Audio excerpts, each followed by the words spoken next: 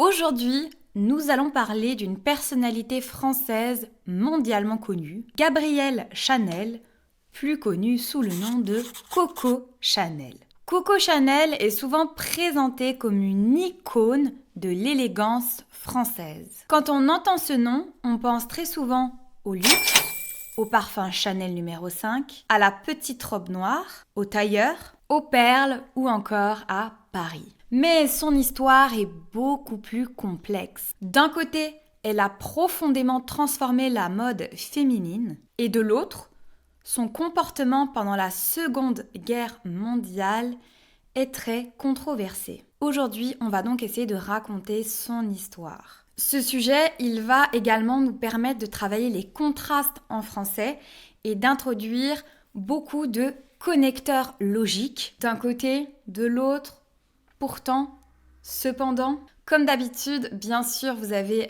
accès à une fiche de vocabulaire pour réviser tous les mots que nous allons voir dans cette vidéo. Il vous suffit de vous inscrire gratuitement sur ma plateforme en ligne. Alors, qui était vraiment Coco Chanel ? Une femme d'affaires brillante et moderne qui a changé la mode féminine ? Une opportuniste ? Une figure morale problématique ou un mélange de tout ça? Avant de commencer, je voudrais prendre une petite minute pour vous parler de Lingopie, le partenaire de cette vidéo. Vous savez que je fais très peu de partenariats sur cette chaîne. D'ailleurs, c'est mon seul partenaire cette année. Et si je l'ai choisi, si je vous parle de cet outil, c'est parce que je le trouve vraiment très différent des autres. Je trouve que c'est un produit qui vous permet d'apprendre d'une manière complètement différente. Et surtout, je trouve cet outil parfaitement adapté à des gens comme vous qui aimez apprendre grâce à des vidéos, à des histoires, à des actualités. Lingopie, c'est tout simplement une plateforme de streaming dédiée à l'apprentissage des langues. Vous allez pouvoir retrouver tout un catalogue de documentaires, de séries, de films qui vont être équipés de plein de fonctionnalités, de plein d'outils pour vous faire pratiquer le français et les autres langues d'ailleurs, et pour vous aider à progresser. Par exemple, quand vous êtes sur la plateforme et que vous regardez une série avec les sous-titres et que vous ne comprenez pas un mot, vous pouvez cliquer dessus. La traduction va alors apparaître dans votre langue. Et ce mot, ensuite, il va se retrouver dans vos flashcards. À revoir, à réviser grâce à des jeux mis en place sur cette plateforme. Et bien sûr, ça, ce n'est qu'une fonctionnalité parmi tant d'autres. Je vous mets le lien dans la description pour aller découvrir Lingopie. Et ce qui est génial également, c'est que vous n'êtes pas engagé car vous avez 7 jours d'essai offerts. Vous pouvez ainsi découvrir si ce mode d'apprentissage vous correspond. Et également, ce qui est intéressant, c'est si vous suivez le lien que j'ai mis en description, vous avez ensuite moins 55% offert sur l'abonnement annuel. Plongeons-nous maintenant dans l'histoire de Coco Chanel et commençons par parler de Gabrielle. Contrairement à l'image de la marque aujourd'hui, Gabrielle Chanel a grandi très loin du luxe. Elle naît le 19 août 1883 à Saumur, en France, sous le nom de Gabrielle Bonheur Chanel. Sa famille est très pauvre, sa mère est couturière et son père est vendeur ambulant. Sa mère meurt alors qu'elle n'a que 12 ans en 1895. Gabrielle est alors envoyée dans un orphelinat tenu par des religieuses.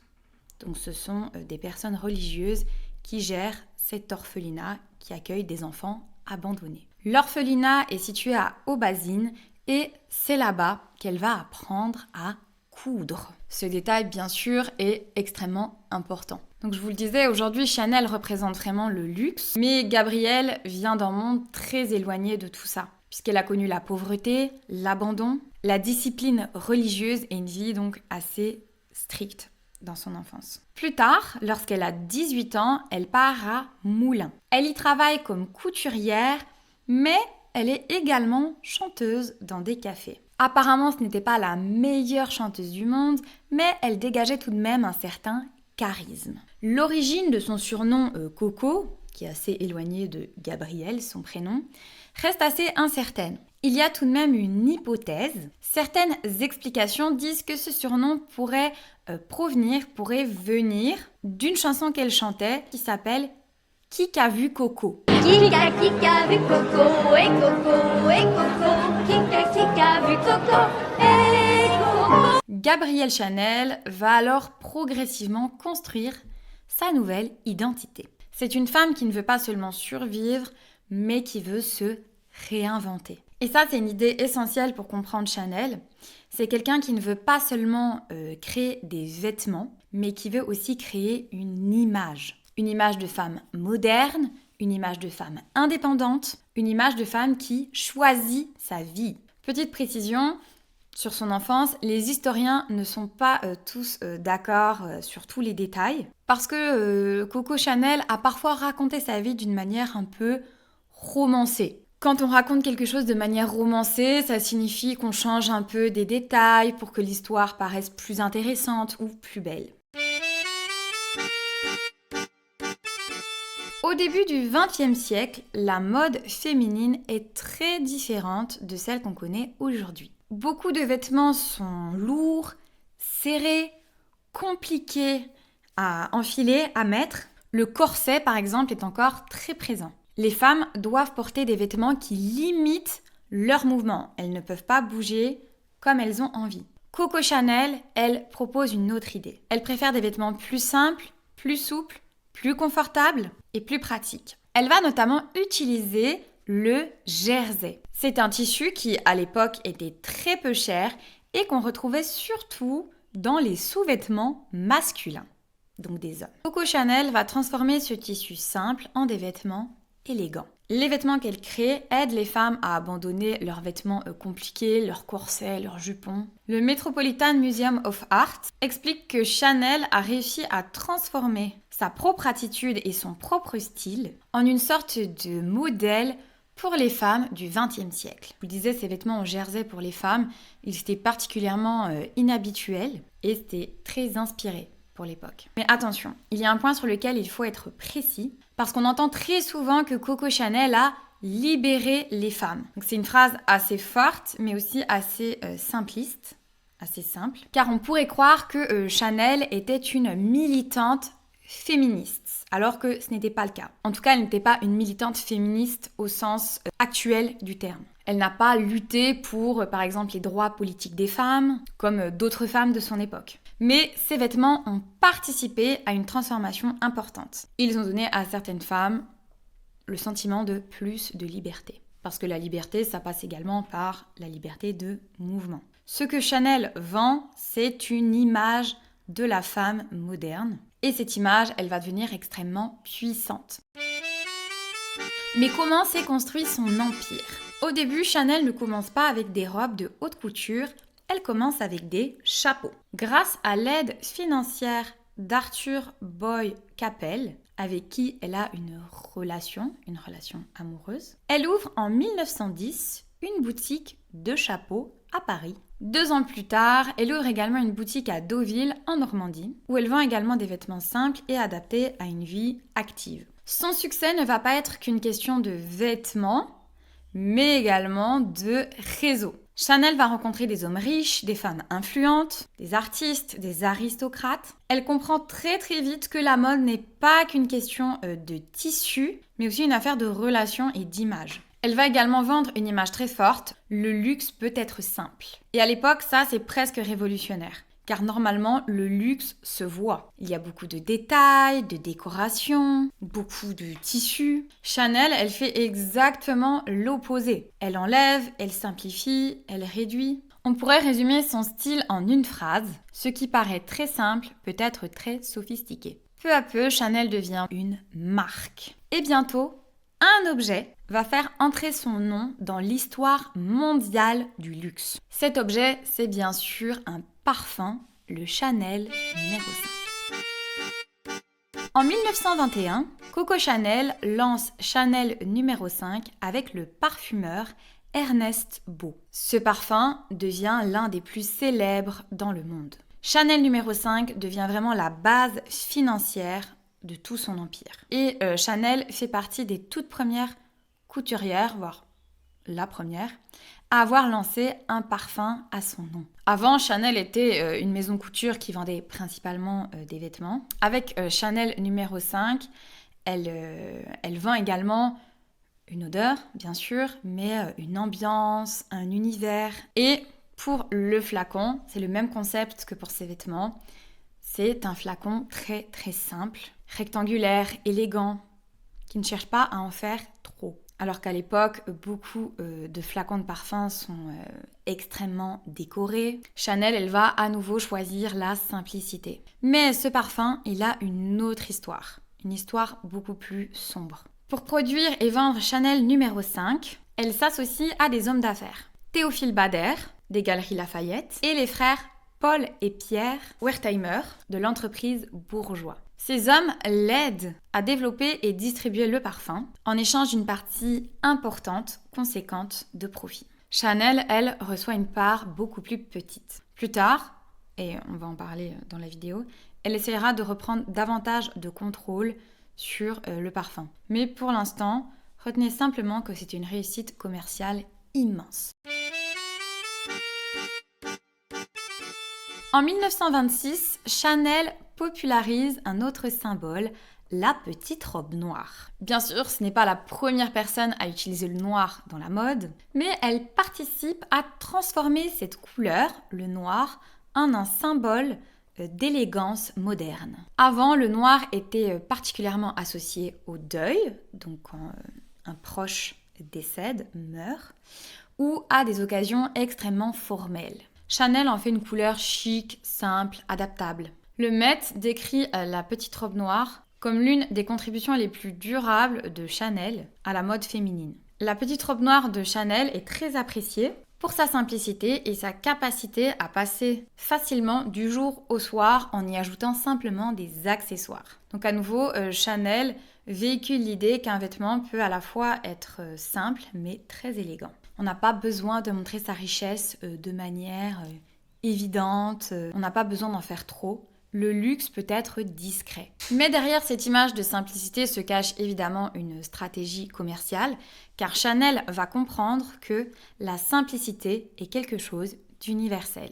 Donc quand un objet est simple, il peut devenir universel. Un parfum simple, une robe simple, une veste simple, une silhouette simple. Et petit à petit, Chanel construit un langage visuel reconnaissable dans le monde entier. À ce moment-là, on pourrait croire que l'histoire de Coco Chanel est une success story parfaite. Une jeune fille pauvre qui devient une créatrice célèbre, elle transforme la mode, elle crée un parfum mythique, iconique, elle impose une nouvelle élégance, mais son histoire n'est pas un conte de fées. Coco Chanel est ambitieuse, intelligente, créative, mais elle peut aussi être dure, opportuniste et parfois prête à utiliser des circonstances à son avantage. Et bientôt, l'histoire, avec un grand H, va mettre cette personnalité face à une période terrible, la Seconde Guerre mondiale. Et c'est là que le récit change de ton, c'est là que l'histoire de Coco Chanel s'assombrit. En 1939, la Seconde Guerre mondiale commence. Chanel ferme sa maison de couture. Après la défaite française et l'occupation de Paris par l'Allemagne nazie, elle va continuer de vivre à l'hôtel Ritz à Paris, là où elle vivait. Or, il faut savoir que pendant l'occupation, le Ritz était fréquenté par l'occupation allemande, par des responsables allemands. Pendant cette période, Coco Chanel a d'ailleurs une relation avec Hans Günther von Dinklage, un diplomate allemand lié au service de renseignement militaire. Cette relation est l'un des éléments les plus problématiques de son histoire. Ici, il faut choisir les mots avec précision, car les historiens ne sont pas tous d'accord. Ce qui est documenté, c'est que Coco Chanel a eu des liens personnels avec des responsables allemands pendant l'occupation. Ce qui est encore discuté par les historiens, ce qui est encore incertain, c'est le degré exact de son engagement, de son implication dans les opérations nazies.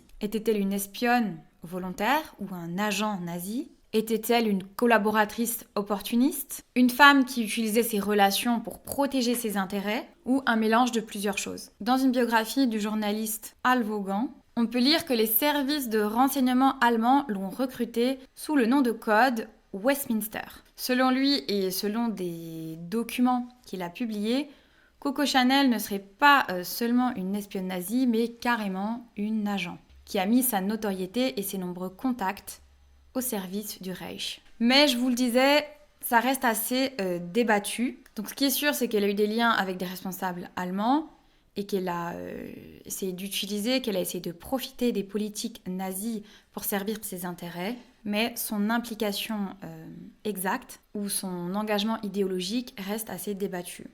De son côté, Coco Chanel a toujours nié de son vivant avoir collaboré avec les nazis. Mais revenons sur l'affaire Chanel numéro 5 pendant l'occupation. Je vous le disais, il y a une histoire un peu sombre qui entoure ce parfum. Donc souvenez-vous, Chanel numéro 5 a été développé avec les frères Wertheimer, des hommes d'affaires juifs. Chanel reçoit une part de profit, mais assez petite, et elle veut depuis longtemps reprendre le contrôle sur son parfum. Pendant l'occupation, Chanel va alors tenter d'utiliser des lois et des politiques antisémites pour en reprendre le contrôle. Pour reprendre le contrôle de Chanel numéro 5 à ses partenaires juifs. Elle affirme que selon les lois d'arianisation, les frères ne peuvent pas posséder l'entreprise. Pendant la période nazie, l'arianisation désigne une politique qui vise à exclure les juifs de l'économie et de transférer leurs biens ou leurs entreprises, leur commerce, à des non-juifs. Donc par exemple,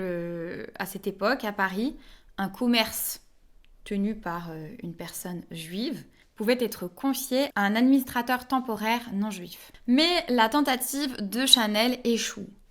Pourquoi ? Eh bien, parce que les deux frères avaient déjà transféré leurs droits à un associé non-juif, ce qui empêche Chanel de reprendre le contrôle sur le parfum. Donc vous voyez, ce moment, il est essentiel pour comprendre la controverse. Donc on ne parle pas seulement d'une femme qui fréquentait des personnes proches du pouvoir allemand, on parle d'une femme qui tente de profiter d'un système antisémite pour défendre ses intérêts économiques. Et l'histoire va devenir encore plus étrange en 1943. Cette année-là, Chanel participe à une opération qui s'appelle Chapeau de modèle. Cette opération est organisée par les services de renseignement allemands. L'idée est d'utiliser Chanel et son amie Vera Bate Lombardi, qui avait des relations avec Winston Churchill, pour ouvrir un canal de négociation entre l'Allemagne nazie et la Grande-Bretagne. Mais l'opération va échouer car Vera va alerter les autorités britanniques. À nouveau, cet épisode n'est pas très clair. Les historiens l'interprètent souvent plus comme une tentative de diplomatie improvisée que comme une mission d'espionnage classique. Surtout que l'opération s'est tenue ou a tenté de se tenir dans un moment où la guerre était de plus en plus défavorable à l'Allemagne nazie. Donc on est un peu dans une zone grise. Quand on parle de zone grise en français, on parle d'une situation qui n'est pas très claire. Ce n'est pas blanc ou noir, c'est assez ambigu. Donc je vous le disais, il y a des faits et il y a des choses qui peuvent être interprétées, comme les motivations de Coco Chanel qui restent assez discutées.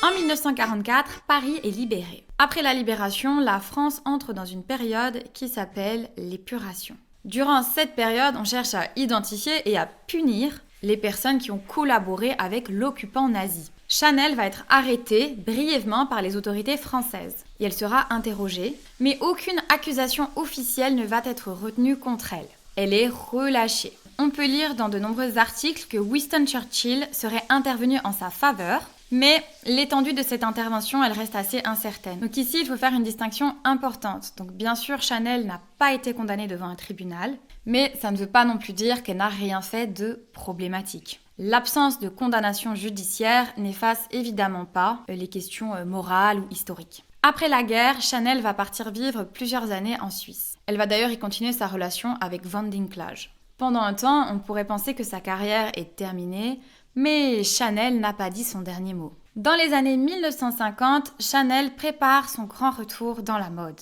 À cette époque, la mode française est dominée par Christian Dior et son New Look. Une silhouette très féminine, très structurée, avec une taille marquée et des jupes amples. Chanel, elle, n'aime pas cette direction. Elle préfère toujours la simplicité, le confort, la ligne droite et le mouvement. En 1954, elle revient à Paris avec une nouvelle collection. La presse française lui réserve un accueil assez mitigé, froid. Mais aux États-Unis, ses créations rencontrent plus de succès. La même année, elle présente un tailleur qui sera très copié, une veste en tweed sans col, bordée de galons et portée avec une jupe simple. Car d'un côté, Chanel porte un passé récent, je vous le disais, assez lourd, assez controversé. Mais de l'autre, elle réussit à revenir au centre de la mode. Donc ça montre une chose assez importante, la mémoire public peut être assez sélective. Le public peut admirer une œuvre, un style, une marque, tout en oubliant ou en mettant de côté une certaine partie de l'histoire.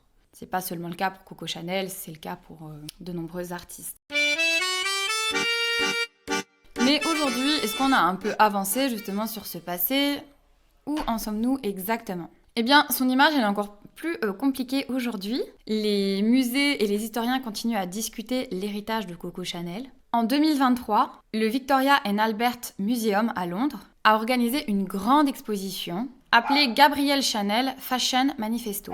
Le musée la présente comme la première exposition britannique consacrée à l'œuvre de Coco Chanel, montrant l'évolution de son style et son influence durable sur la manière dont les femmes s'habillent. Mais cette exposition a également relancé le débat sur son rôle durant la Seconde Guerre mondiale. Dans le cadre de cette exposition, des documents vont être présentés. Des documents qui vont rendre son image encore plus compliquée.